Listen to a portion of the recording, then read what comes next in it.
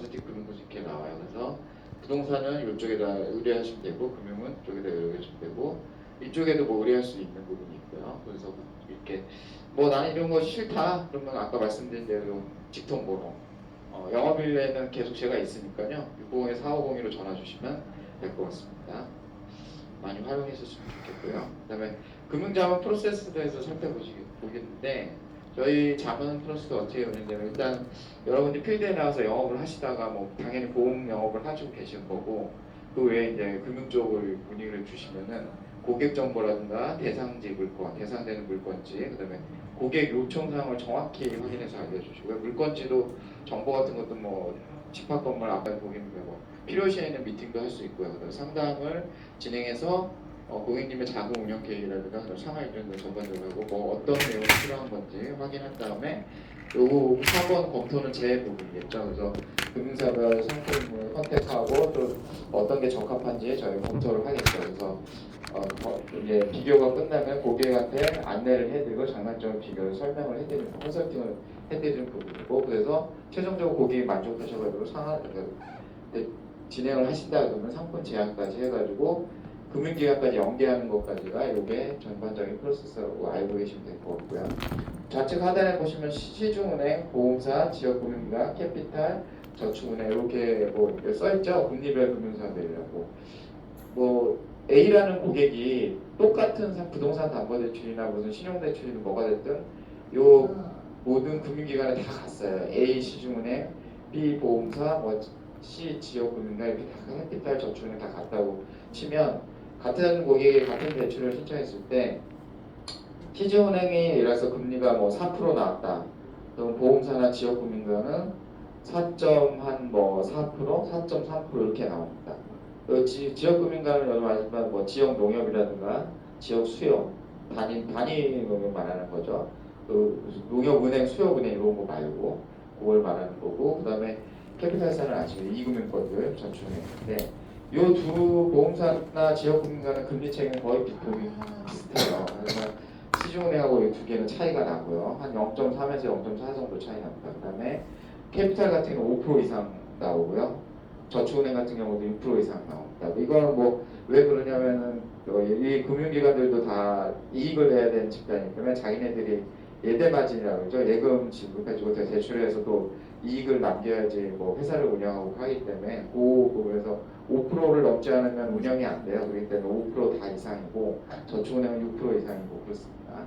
반대로 대출금리도 높은 대신 예금금리도 당연히 높겠죠. 캐피탈은 예금은 없고 저축은행은 당연히 높겠죠. 네. 그거 참고로 알고 계시면 될 것 같고요. 다음은 이제 가계부채 관리방안인데, 이거는 뭐 최초 보시면 2016년 11월일 거예요. 박근혜 정부 때 이게 나왔었는데, 이게 이런 정책이 나온 이 계기는 어떻게 보면 지금 부동산 정책 뭐 집값을 잡기 위해서 주택값을 잡기 위해서 많이 정부에서 노력하고 있는데, 그게 나온 이유는 딱 한 가지예요. 워낙 그러니까 우리나라는 대출을 주택담보대출을 개인들이 많이 받고 있었기 때문에, 근데 그것도 원리금 상환이 아닌 그냥 거치 만기일치 상환으로 받고 있었어요. 그래서 부채가 굉장히 많이 발생했었죠. 그래서 계속 가계부채가 계속 이슈가 돼가지고 늘어나면서 그럼 안 되겠다 해가지고 이런 조정제사를 해서 담보 비율을 규제하기 시작했죠. 그래서 지금 거의 30여 차례 이번 정부까지 해서 30여 차례 대책이 나와가지고 형성된 대책들인데, 여기 보시면은 투기과열 지역 조정대상에서 이렇게 나눠주고 거의 뭐 대부분 대한민국의 대부분 지역이 조정대상 지역에 다 들어가고요. 그다음에 투기 지역은 서울, 경기 포함해서 인천, 세종 등 아까 앞에서 살펴보면 한 17 정도 해제됐죠. 원래 대구도 있었고 부산 뭐 이런 데도 다 있었는데 그 앞에서 설명드린 대로 거의 해제됩니다. 물론 이 조정 대상이나 투기 지역에서도 예외 지역들은 다 있어요. 여기는 그냥 일반적인 담보 비율을 적용을 합니다. 그리고 밑에 보시면 LTV 9억 이하 LTV 담보 비율이 9억 이하를 했을 때는 50%를 적용하고 9억을 초과하는 것이 그러니까 15억이에요. 이래서 그 담보 가치가 9억 이하는 50%를 적용하고 9억 초과는 30%를 적용하고 DTI는 50%를 적용한다. 요즘 DSR로 바뀌었죠. 이건 옛날 그거에서 보는 거고요. 그렇게 알고 계시면 될 거고요. 자, 여기 보시면 주택 구입 목적, 그 다음에 생활 안정자금 목적 이렇게 나와 있죠. 그래서 주택 뭐 말 그대로 주택 구입할 때 매입 자금하고 그냥 자기 담보일 때 받는 거하고 틀려요. 그래서 보시면은 투기 지역이나 조정 대상 지역은 60%, 서민 실수요자, 그러니까 무주택자죠. 그리고 50%, 40% 이렇게 대출이 투기 지역은 40%돼 있고 1주택부터 보유하고 있으면 이 매각을 조건으로 받을 수는 있지만은 매각하지 않는 조건은 대출이 금지돼 있어요. 물론 예외 사항은 있습니다. 뭐그 60세 이상 노원분야, 중증자 자녀분과 직장 근무 여건 불가 뭐 이렇게 하는데 뭐 크게 영향을 미치진 않아요. 대부분 그냥 일률적으로 이렇게 적용을 하죠, 은행들은. 그 조정 대상 지역 같은 서민 수요는 70% 받고 담보 비율이고 그다음에 죄송합니다. 그 서민적 60% 받고 그다음에 무주택자는 50% 그다음에 1주택자는 매각한다는 조건으로 40% 이렇게 돼 있고요. 생활 안정자금 같은 경우도 대동소이합니다. 50%, 그다음에 1주택자는 50%, 2주택 이상은 40%. 그러니까 3주택 이상, 2주택 이상은 무조건 다 40%로 받는다고 보면 돼요. 조정대상 지역. 투기 지역은 뭐 40%, 그다음에 2주택 이상은 30% 이렇게 받는다고 보시면 되고요. 근데 예전에는 이게 또 연간 대출 한도, 자기담보대출이 연간 대출 한도가 1억으로 한정돼 있어요. 그러니까 올해 1억 받으면 예를 들어서 대출 한도가 2억이 나왔어요. 근데 올해 1억 받을 수 있고 내년에 1억 받을 수 있고 나눠서 받을 수 있게 해놨거든요. 근데 요번 7월부터 3분기부터 이 담보 비율 한도도 연간 대출 한도도 2억으로 확장을 했습니다. 확대를 했고 또 근데 이 생활안정금 대출 시 대출 기간 추가 구입을 하면은 즉각 회수하고 3년 내 제한불이익이 간다는 거 알고 계시면 될 것 같고요. 그 다음에 아까도 보셨지만 기존 주택 2년 내 처분 조건 아까 원래 6개월이었지만 이렇게 바뀌었다는 거 알고 계시면 될 것 같고요. 앞에서 이건 살펴봤고요. 다음 또 보시면 생애 최초 대출은 이제 80%까지 할 수 있다. 이것도 3분기부터 시작을 했고요. 그 다음에 아까 처분 조건, 뭐 전입 조건 2년으로 완화했던 거 기존 6개월 폐지하고 그래서 사용되고 또 전세 대출 같은 경우도 2주택 이상 보유할 건 전세 대출 회수한다. 그러니까 전세자금 대출도 1주택만 되고 2주택도 안 되고 1주택인 경우에도 투기 지역, 그러니까 규제 지역 내에 3억 초과되는 아파트를 보유하고 있으면 전세자금 대출은 안 됩니다. 그러니까 뭐 거의 대부분 없죠. 규제 지역에는. 그러니까 뭐 1주택이라도 이 수도권 규제 지역에 주택을 보유하고 있으면 전세자금 대출을 받을 수가 없어요. 지금. 죄송합니다. 그리고 투기과열 지역 내 3억 초과 아파트 신규 구입하는 전세대출 불가. 이거는 아예 초과 신규를 구입하는 경우 전세대출 불가고 주택 구입 후에 주택담보를 받은 후에 6개월 내에 한다 이렇게 돼 있고요. 그다음에 전세보증금 대출 한도는 투기지역, 투기과열로 조정되는 기업 내에 위해 주택담보 받는 경우 가격에 관계없이 6개월 내에 전입한다 이렇게 되어 있습니다. 6개월 전입은 아니죠. 지금은 아까 말씀드린 2년으로 바뀌었고요.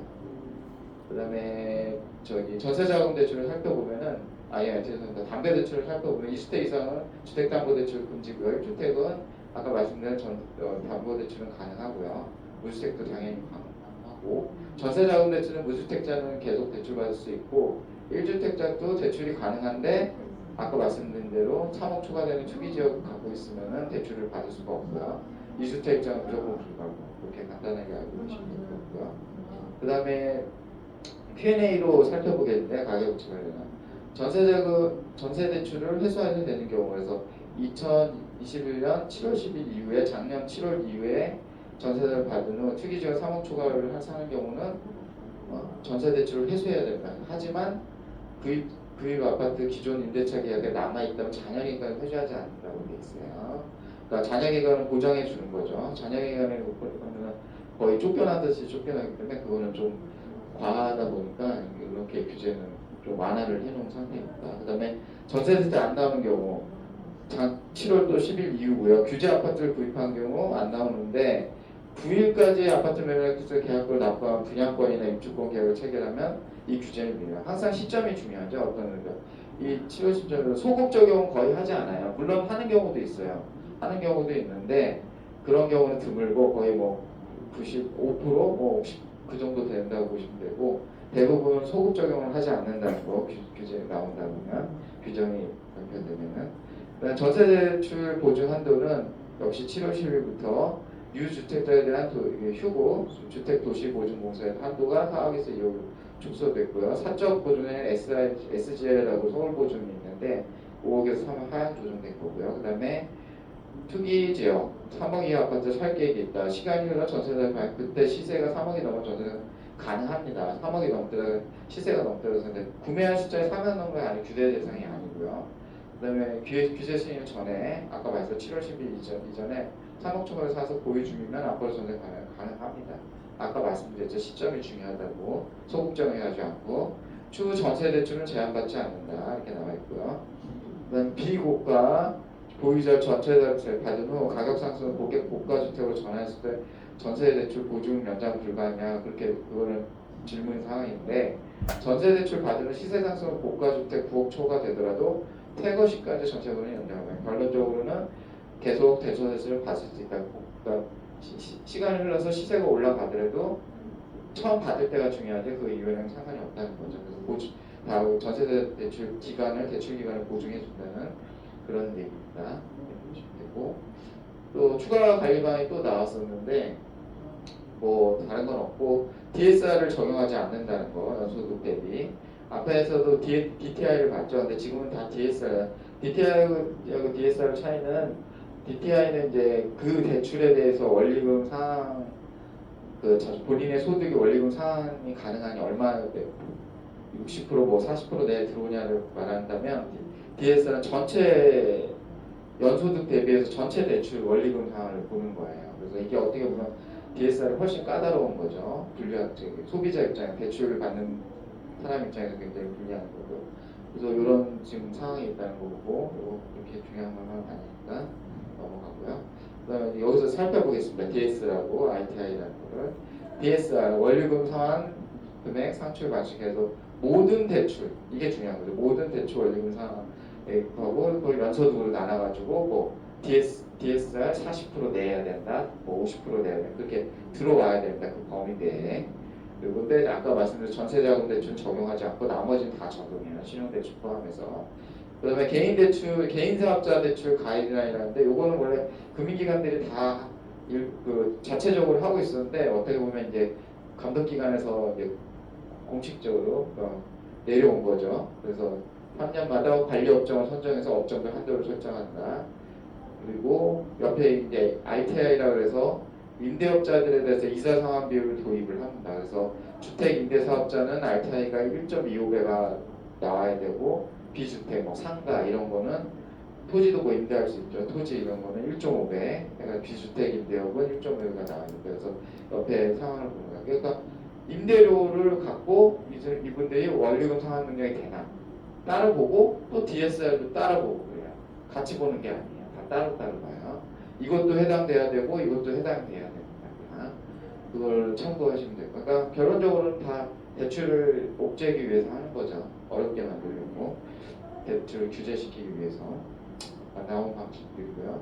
현재도 계속 진행되고 있고요. 이것도 뭐 신용대출 방안인데 이게 과거에 받았던 일인데 어느 정도 지금도 이것도 다 적용이 되고 있지만은 어느 정도 약간씩은 완화가 됐어요. 그래서 뭐 다른 건 크게 볼 필요 없고 현행 DSR을 70 그전엔 70%였는데 2020년 11월 30일 이후부터는 40% 적용하고 있다는 거, 그 정도만 알고 있습니다. 강화된 거죠. 40% 내에 들어와야 돼. 아까 DSR 맞아. 자기 연소득 대비해가지고 모든 대출 원리금이 이 안에 포함이 되어야 됩니다.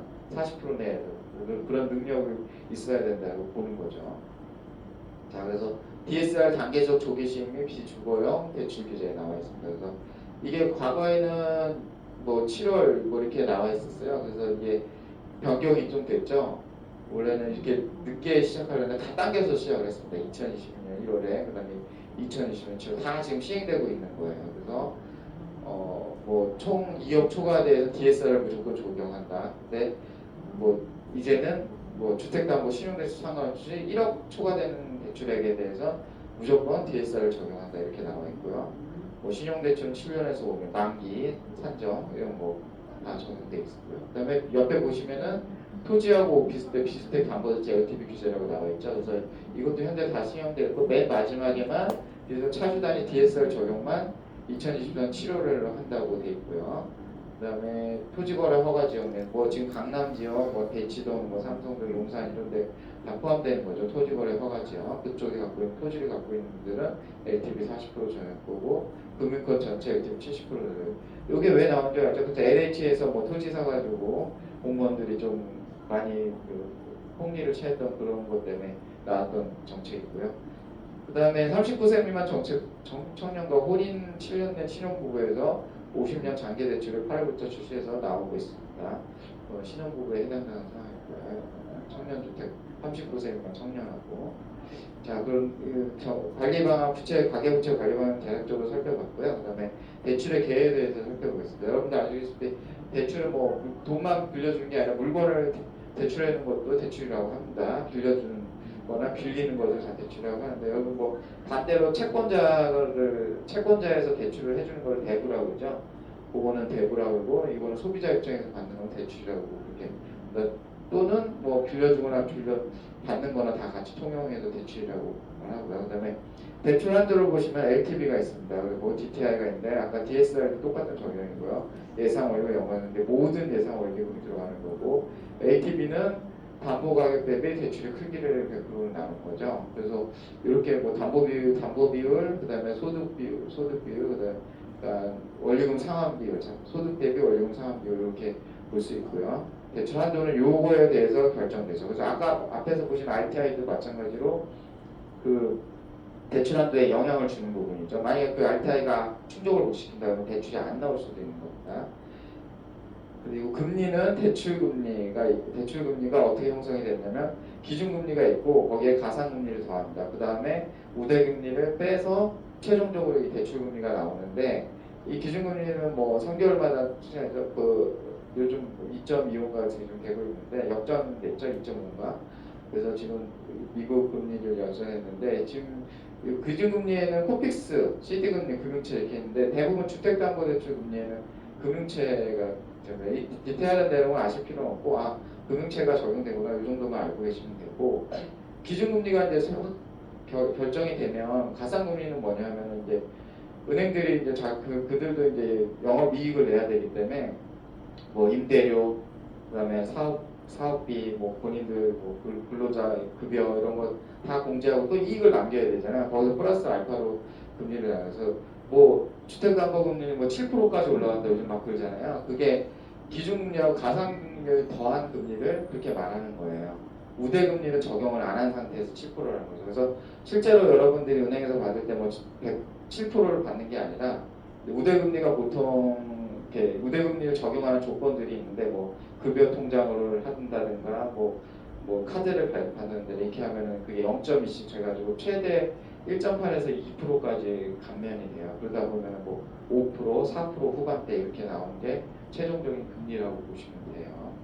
그렇게 생각하시면 되고 금리는 상환 방식은 원리금 균등 방식, 원금 균등 방식, 일시 상환 방식 이렇게 있는데 이거는 뒷장에서 살펴보시면 이런 내용이 있어요. 그래서 이건 읽어보시면 될 것 같고 그림을 잠깐 보시면은 원리금 균등 상환 방식은 원금하고 이자하고 같이 균등하게 똑같이 되기 때문에 계속 줄겠죠. 원금도 줄고 이자도 계속 들어가고 원금 균등 상환은 원금은 똑같이 내지만 전체적인 원금은 상환되기 때문에 이자는 줄어들어가는 거겠죠.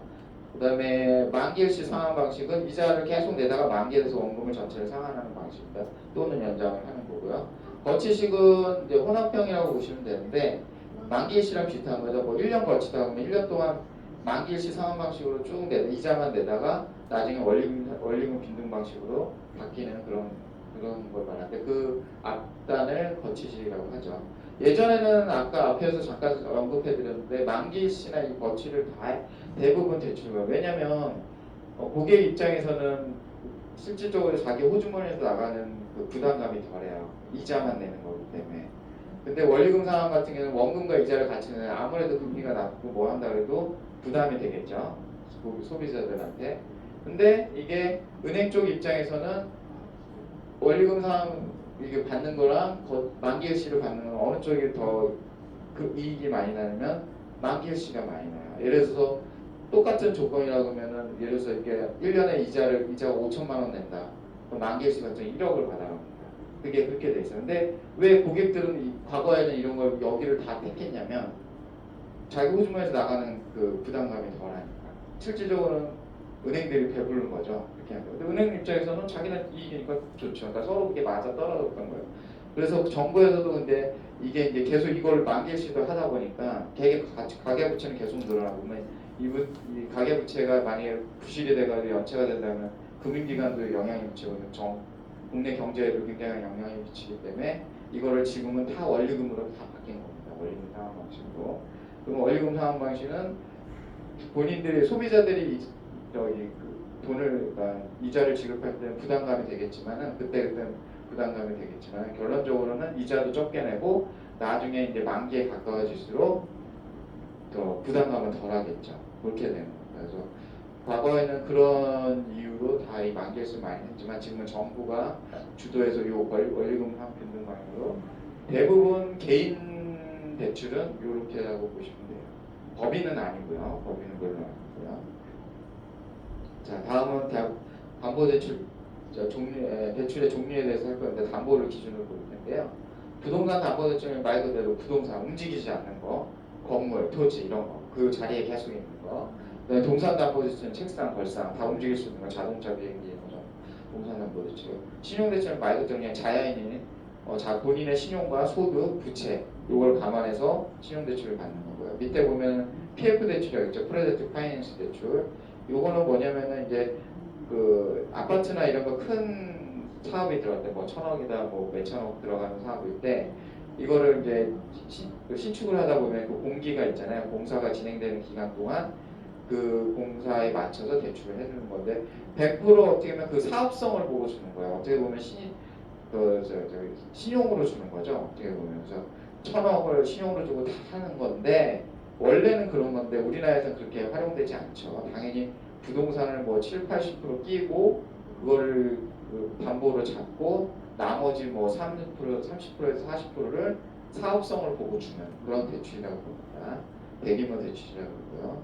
뒤에 보면 또 이거하고 연관된 또 용어가 나오는데 대출 종류를 또 자금 용도로 보시면 개인 대출이 있습니다. 말 그대로 자연인 개인 A라는 사람, B라는 사람이 대출 받는 걸 말고 이거는 금융기관마다 동일인 여수는 10억으로 한도가 책정돼 있고요. 그다음에 사업자 대출 같은 경우는 개인 사업자를 말하는 겁니다. 일반 가세자라고 사업자가 등록해서 있는 걸 해당 사항이고요. 최대 동일인 여수는 50억까지 되고 법인 사업자로 돼 있죠. 사업자 등록 중에 보면 이 법인이나 기업 대출 같은 경우는 100억까지 최대는 가능합니다.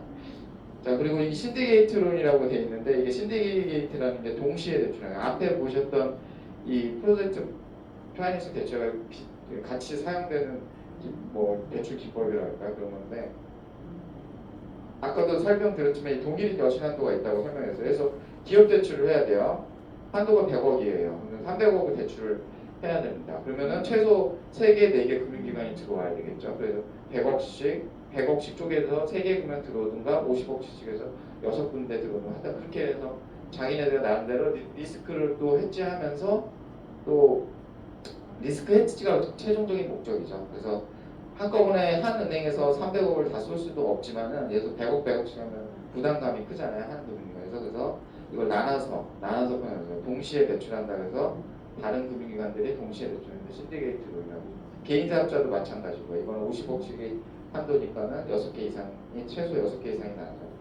그리고 뭐 꼭 굳이 50억 대출을 요청해가지고 50억 대출이 나간다고 하더라도 요즘은 뭐 50억을 한 금융기관에서 나간다. 일부러 쪼개서 나가요. 리스크 해치를 하기 특히 코로나 상황을 하기 때문에 경기가 불경기 때문에 다 좀 더 쪼개는 거예요. 계속 쪼개는 왜 주식 투자할 때도 분산 투자하자고 똑같은 겁니다. 그거 분산 여러 금융기관이 나눠서 금액을 줄이는 거죠. 그리고 대신 고객은 충족시키고 이렇게 해서 쪼개서 나가는데 요 기법은 신디게이트는 대부분이 이제 PF 대출 아까 말했던 뭐 공동주택을 짓는다든가 이런 대출 때 많이 사용되는 기법입니다. 참고로 알고 계시면 좋을 것 같고요. 자 다음에 이제 부동산 담보대출에 대해서 살펴보는데 부동산에는 뭐 아까 설명드린 움직이지 않은 건데 주택이 있을 수 있고 뭐 상가가 있을 수 있고 토지가 있을 수 있고 움직이지 않는 그 상품들이 있죠.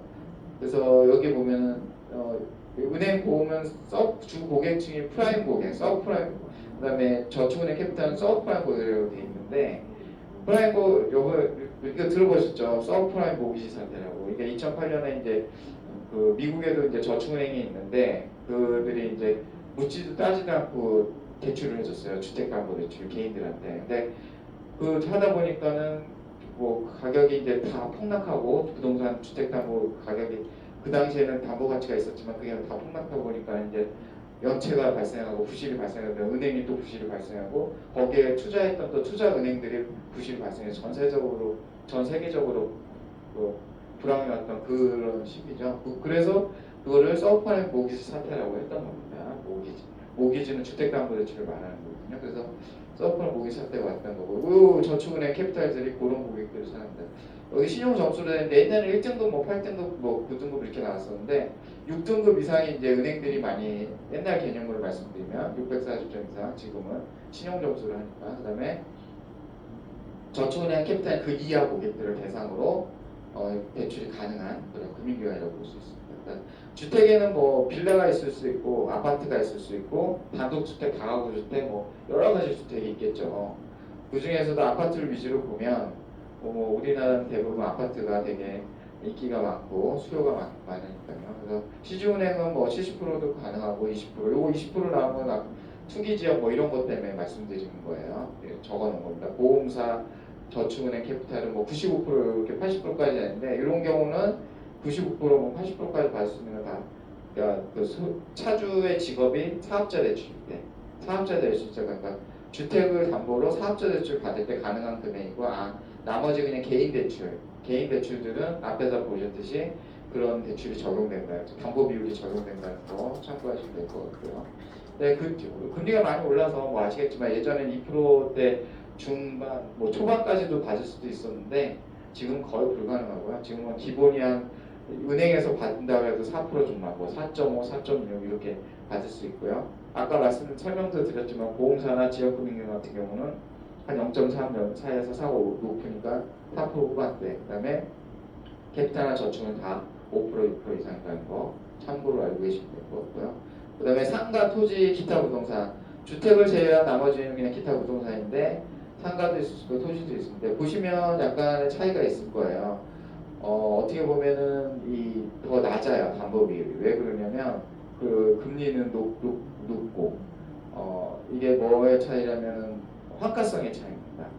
이제 담보를 잡는 이유가 이제 채권 확보를 위해서 금융기관을 잡는데 채권 확보를 한 다음에 이 부실이 발생했어요. 그러면 뭐 경매를 하거나 자산 유동화 업체에다 넘기겠죠 이 물건을.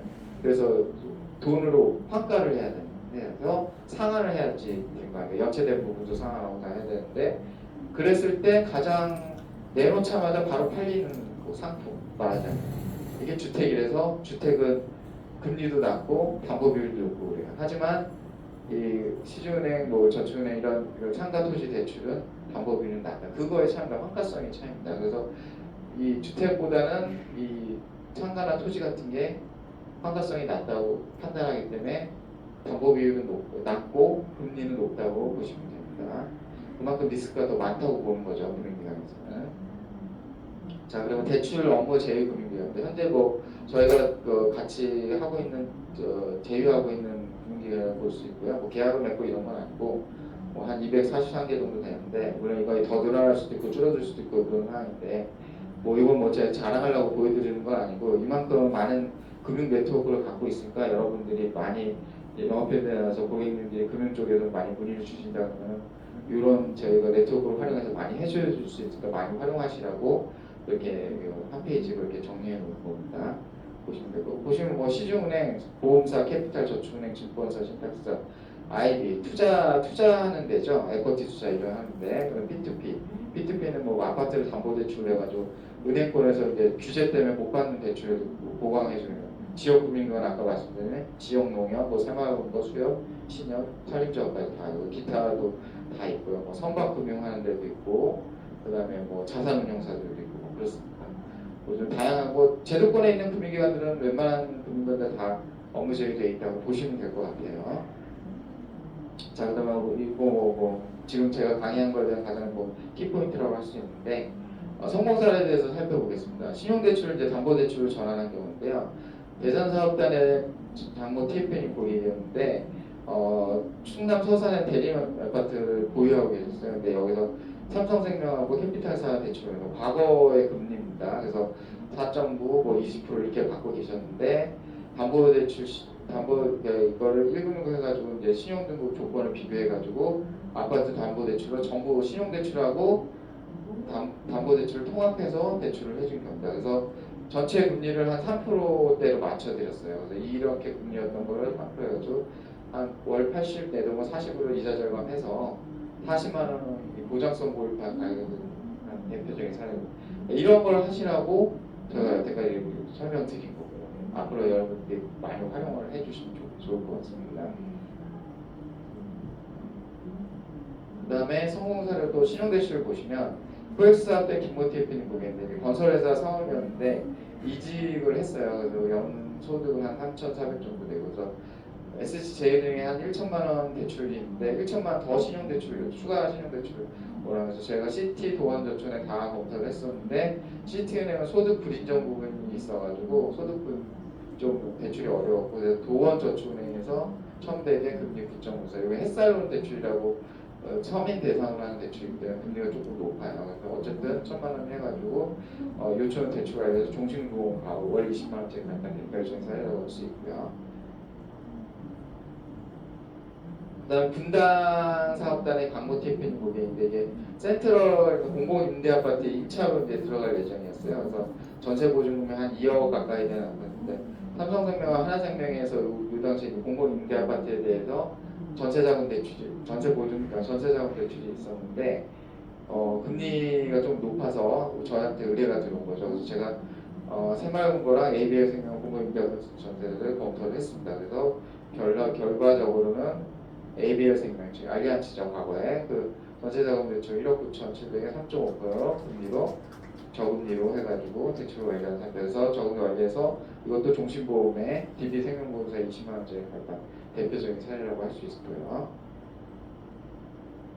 개인담보대출 성공 사례를 보시면 서울에 있는 뭐 광모 이사님 고객이었는데요. 세종시 한솔 그 시스템 아파트를 채무를 승계하면서 구입자금 대출을 이제 받는 경우에요. 근데 이분이 이 차주가 대출 받는 분이 개인회생을 완결한 지 얼마 전 파산자, 뭐 신용회복자, 개인회생자 이 완결한 지 얼마 안 된 경우 2, 3년 동안 원래 금융거래가 금지되어 있습니다. 근데 그게 뭐 물론 금액하고 연체 기간 이런 거에 따라서 더 길어질 수도 있고 짧아질 수도 있는데 대부분이 한 평균적으로 2, 3년이 대출이 안 되거든요. 금융거래가.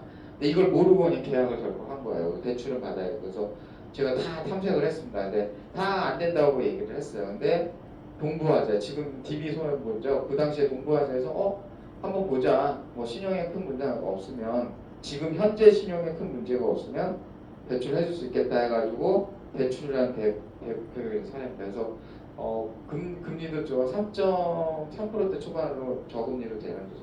그래서 보장성 보험에 가입한 대표적인 사례입니다.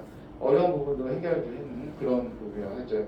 이분이 또 가능할 수 있던 거는 물론 현재 이 대출받은 현재 시점에서 신용이 뭐 나쁘지 않았고 또 6등급 그 당시 6등급인가 나왔던 걸 기억하는데 나쁘지 않았고 또그 아메이 같은 그런 거기를 다녔어요. 다단계일 때 증빙되는 연소득이 한 1억 정도 가능해서 아마 대출이 이루어졌던 걸로 생각이 되는데 하여튼 어쨌든 그래서 이분은 무사히 주택을 구입할 수 있었던 대표적인 사례라고 했고 또 TFN님은 이걸 보장성 보험에 가입한 대표적인 사례라고 할 수 있습니다.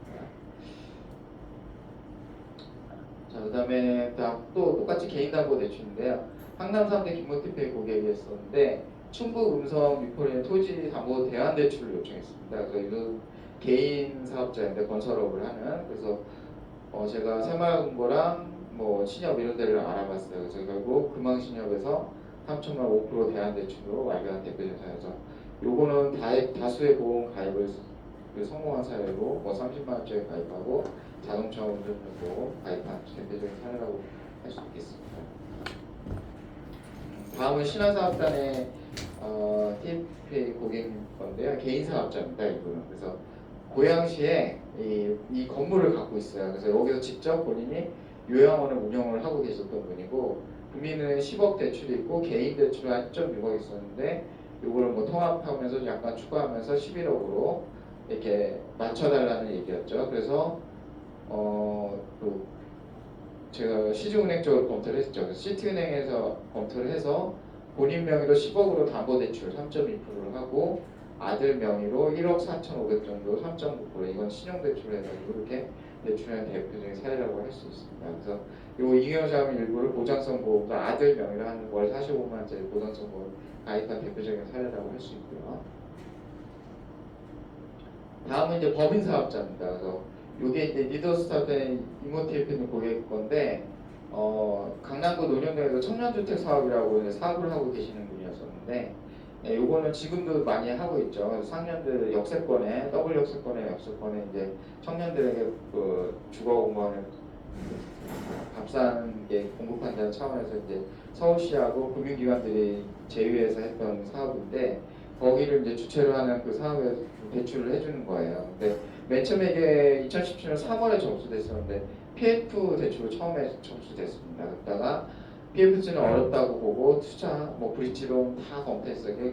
결국은 후순위 브릿지론으로 최종적으로 그 방향성을 잡고 대출을 진행을 했죠. 그래서 2018년 무려 1년이나 걸렸죠. 굉장히 오랜 시간 걸렸는데 약정을 했어요. 근데 이 기존에 채권이 있던 그 후순위 채권이 있던 사람들이 우리 사업권을 달라, 우리 상한 안 받겠다. 그래서 이게 대출이 중단이 됐어요. 그러다가 3개월 뒤에 이 사업을 하는 주체자가 이 채권자들 설득해가지고 결국은 상환을 해서 250억 해가지고 금리는 7%, 이게 후순위이기 때문에 당연히 금리는 높습니다. 그리고 수수료 1% 해가지고 가장 대표적인 사례라고 했습니다. 증권사를 통해서 10개 저축은행, 아까 말한 신디게이트로 PF 그렇게 해가지고 대출을 했던 대표적인 사례인데요. 1년 반이 걸렸죠. 이렇게 보시면 이런 큰 대출들은 오랜 시간이 걸릴 수도 있고 난관이 굉장히 많고 또 검토할 것도 금융기관 입장에서 검토할 것도 굉장히, 물론 다가 이렇게 1년 뭐 몇 개월이 걸리는 건 아니고요. 보통 한 최소한 1개월, 한 3주, 4주 정도는 보셔야 돼요. 아무리 빨리 한다 그래도. 물론 더 빨리 되는 경우도 있겠지만 평균적으로 말씀드립니다. 그러니까 법인 대출 같은 경우는 금액도 있고 또 보아야 할 게 많기 때문에 좀 넉넉한 시간이 필요합니다. 그렇게 해서 이런 것 같은 수수료처에서 저희 쪽도 수수료 일부 취하고 그 TF님들도 수수료를 받아가는 대표적인 사례예요. 여기 보시면은 또 그리고 보험 가입을 뭐 화재보험을 또 가입을 했고요. 월 300만 원짜리, 그다음에 종신보험도 월 500만 원짜리를 가입했던 대표적인 사례.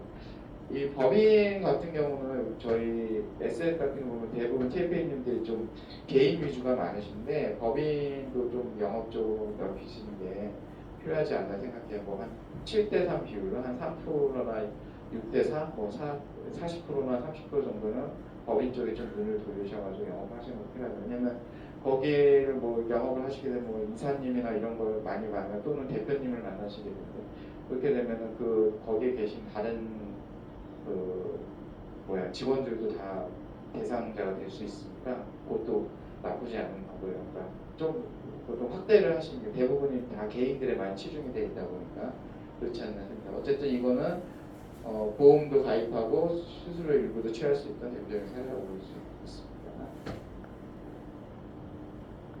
그리고 그 다음에 성공 사례, 이제 기존 고객 신뢰성 제고를 보시면 챔피언사의 강모 TFA인 고객입니다. 파주에 있는 아파트였는데요. 이걸 매입자금 대출을 했었는데 이 당시만 해도 대부분 70% 대출했는데 이분이 이제 자금이 부족한 거죠. 그래서 80% 대출을 요청을 하셨어요. 그래가지고 제가 SC 제일은행에 2억 정도 대출을 하고 또 지역 농협의 신용대출까지 포함해가지고 대출을 완료한 대표적인 사례라고 볼 수 있습니다. 담보대출을 요금리, 그다음 신용대출 요금리에 나가는 거고요. 요거는 이제 기존에 가입된 고객에 어떻게 보면 서비스를 해드린 거죠. 그래서 TF는 신뢰성을 향상해서 요거는 고객님 직접 저한테 전화가 왔어요. 감사하다고 하면서 선물 받았다고. 그래서 그런 내용도 있고, 그러니까 꼭 뭐 수익 창출뿐만 아니라 고객도 확보한다는 차원에서 신뢰성 쌓는다는 차원에서도 활용하시면 좋을 것 같습니다. 그 다음에 똑같은 고객이 똑같은 TF님이에요. 그 챔피언스한테 강모팀피 고객인데 노유자 시설을 이제 다 보유하고 계셨던 분인데 담보대출 요청이 들었는데 이게 압류가 있고 설정 상태고 또 어린이집 임대 운영하고 이제 했다가 전층 공실을 한 상태고 막 이런 상태였거든요. 근데 요거를 별도 심사해가지고 3억 5천 그다음에 3억 7천 해가지고 중앙농협에서 대출했던 대표적인 사례라고 했습니다. 그래서 이것도 똑같이 그 TFN님은 저한테 전화를 주셨어요. 지금 해결해줘서 너무 감사하다고 고객님도 그래도 그것도 추후 보험가입 약속도 했다. 그래서 장래 고객을 확보하는 차원에서도 도움이 된다는 거 성공 사례였고요. 네, 보시면 나머지는 다 기타 사례로 이런 대출들이 있었고 앞으로도 뭐 더 늘어날 거고 이런 대출도 다 가입한 대표적인 사례라고 볼 수 있습니다. 참고로 보시면 되고요. 별첨을 보시면 여기 주택연금에서 연모보증으로 되어 있는데 여기 그림을 보시면 가입자가 이제 보증서를 한국주택은행에 신청하고 심사를 받아서 보증서 발급하면 금융기관에서 대출했는데 이렇게 나와 있는데 뭐 굳이 이렇게 하실 필요 없고요. 그냥 주거래은행 가셔가지고 저 주택연금대출 영무이행 받으러 왔습니다. 그러면은 금융기관에 다 알아서 안내해드리고 해결해드릴 거예요. 그러니까 뭐쭉 보시면 그렇게 하시면 될 것 같고요. 근데 주택연금 개선 보시면 예전에 60세였는데 55세로 바뀌었고 시가에서 공시지가 9억으로 또 바뀌었고요. 주택 대상이 주택하고 노인부재 주택이었는데 전세를 준 단독주택 다가구 주거용까지 다 돼. 오피스텔도 됩니다. 예전에는 전세 준 건 안 됐어요. 본인이 거주해야 됐었는데 이런 거 상관없이 다 바뀌었고요. 지금 시행되고 있고 그 다음에 제휴자한테 자동 승계된다는 거 변경된 부분 살펴보시면 될 거고 가입 조건은 그냥 한번 읽어보시면 되는 부분이고요. 그다음에 이 정산 부분도 뭐 굳이 알 필요는 없으실 것 같아요. 이건 뭐 그쪽에서 대출하는 금융기관에서 다 알아서 할 문제고요. 그다음에 주택연금 대출 영목이지론 그 예시로 한번 살펴보면 다주택은 어떻게 되냐? 공시가격을 합산가치 9억 이하이면 신청이 가능합니다. 2주택자는 9억 초과 시 3년 내 1주택 처분 조건을 신청합니다. 그러니까 다주택, 2주택 이상은 한쪽 하나의 주택을 아무래도 뭐 낮은 걸 파는 게 좋겠죠. 그래야지 가치가 높은 거에서 연금을 9월마다 많이 받을 수 있을 테니까 3년 내에 처분하는 조건을 할 수 있고요. 연금 가입자는 배우자 모두 1년에 거주하는 아닌데 연금 지급이 중단된다. 하지만 항상 예외사항이 있죠.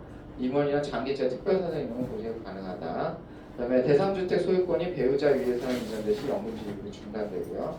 연금 가입자 배우자가 모두 이상한 경우 이상한 주택 연금 새롭게 간 주택을 평가해가지고 다시 연금 조정이 가능하고요. 주택연금 종료 시점은 부부 모두가 상환한 시점입니다. 그리고 부족 금액에 대해서 상속이 이 죽은 사람의 상속받은 사람한테 청구하지 않아요. 그 다음에 담보주택 처분을 원치 않을 경우 잔액을 별도 자금으로 사용한 담보주택의 소유권은 그대로 상속인 인정받을 수 있습니다. 중도의 주택연금을 상환한 경우에는 중도상환수가 없습니다. 보통 대부분 대출들은 다 중도상환수가 있죠. 왜냐면은 그 대출을 해주고 3년 동안 약 3년 동안 사용을 하지 않으면 금융기관이 손해를 보고 대출을 해주는 경우예요. 그러니까 일정 기간을 사용을 해줘야 돼요. 그렇기 때문에 그 전에 상환하면 다 중도상환수가 있는데 대부분이 1.2%에서 1.5% 정도 있습니다. 그래서 1년이 그러니까 대출 받은 시점에서 1년이 지나면 1%로 또 중도상환수가 떨어지고 1년이 지난 다음에 상환을 하면 1%의 그 중도상환수가 붙는 거고 2년이 지난 다음에는 0.5%가 붙는 거고 3년이 지난 다음에는 이제 면제되는 거죠. 아무것도 없는 거죠. 그렇게 있는데 근데 이 주택연금은 어떻게 보면 복지 차원에서 하는 거기 때문에 그런 중도상 금융기관이 이익을 내기 위해서 하는 게 아니라 그냥 수탁은행 형식으로 하는 거기 때문에 중도상환수는 없다고 보시면 되고요. 마지막으로 이제 TV에 대해서 살펴보시겠는데 차주 인적 사항을 그러니까 일단 파악을 정확히 해주셔야 돼요. 성함, 연락처, 직업, 소득, 자금 용도 같은 요구 사항이 뭔지 이 정도는 정확히 파악해 주셔야 되고요. 그다음에 물건지 정보 정확히 확인해요. 아까도 말씀드렸지만 동호수까지 정확히 알려주셔야 되고 거기에 임대연함 있으면 임대가 있으면 임대연함도 정확히 알려주고 그다음에 아파트 연립주택 다주택은 간단한 시세조회 같은 거는 KB국민은행 사이트 가면은 리브라고 있어요. 거기 들어가시면 나오거든요. 그래서 주소나 뭐 아파트 명칭, 그 주택 명칭을 치시면 다 나옵니다. 그리고 수도권은 연립주택, 연립주택 자세 빌라 같은 것도 웬만하면 다 나와 있어요. 신축이 아니거나 근데 지방 같은 거는 거의 안 나와 있습니다. 그런 경우는 탁감을 해야 됩니다. 그리고 아파트 같은 경우 1층은 하한가 적용하고 2층 이상은 전부 일반 중간가를 적용하시면 되고 시세를 그다음에 연립주택 다세대 그러니까 빌라나 이런 거는 무조건 하한가를 적용하시면 돼요. 근데 뭐 요즘 하한가를 정해서 그냥 예측은 할 수 있지만 실질적으로 대출 받을 때는 연립이나 다세주택 같은 경우는 담보 탁감을 다시 합니다. 금융기관에서. 그다음에 대출 가능 금액은 이제 시세나 감정가, 매매가 기준 담보가 되는데 이 LTV 같은 경우는 담보 탁감이라고 해서 이게 정식 감정을 그러니까 대출을 하게 되면 부동산 대출을 하게 되면은 감정을 나가게 돼요. 물론 동산 대출도 마찬가지예요. 보석을 담보로 대출을 한다면 감정을 나가게 되거든요. 보석 그 전문가가 똑같이 부동산도 이제 그 감정평가사에서 감정을 나가게 되는데 그 정식 감정하기 전에 담보 탁감을 받으면은 항상 담보 탁감이 정식 감정보다 낮게 나와요. 그러면 이 사람이 이 얼마 정도의 대출을 받을 수 있겠다는 예측할 수 있기 때문에 그러니까 담보 탁감을 해가지고 하는 겁니다. 아파트나 이런 거는 시세가 나와 있는 걸 이걸로 기준을 하지만 그 외에는 전부 담보 탁감을 해야 되기 때문에 탁감을 미리 한다. 그러니까 정식 감정을 받아도 그거보다는 높게 나오기 때문에 대부분 탁감을 먼저 하는 거죠. 참고로 알아주시면 될 것 같고요.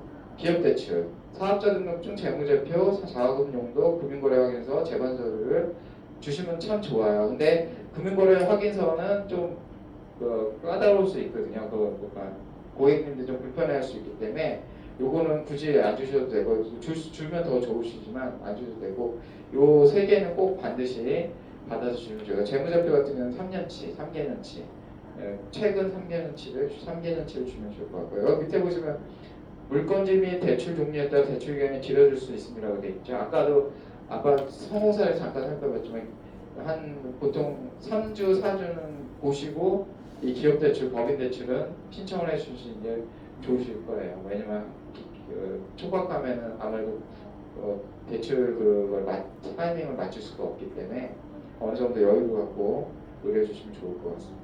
자, 교육은 이 정도로 마치고요. 마지막으로 제가 드릴 말씀은 여러분들이 이제 필드에 나가서 영업을 하게 될 텐데 거기서 이제 금융이나 이런 거 했을 때 여기 앞에서 살펴보는 성공 사례의 주인공이 되셨으면 좋겠습니다. 네, 감사합니다.